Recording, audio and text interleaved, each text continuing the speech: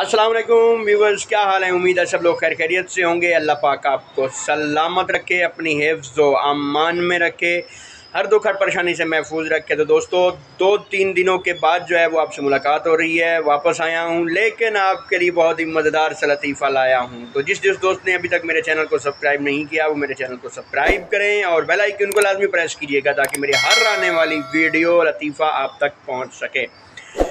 तो जनाब वो एक मौलवी आई, मौलवी की जी बेगम आई ना, वो नाम आई सदें दी।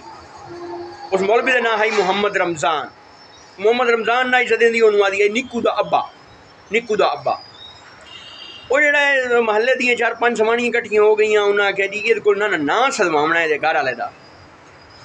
वो गई को मशवरा करके सलाह मशरा आपस करके गिन मुंज के गई को जिले पहुंचिया, उन्होंने आदि इनके जी सानू जो ना इस्लामी महीनों के ना सिखा।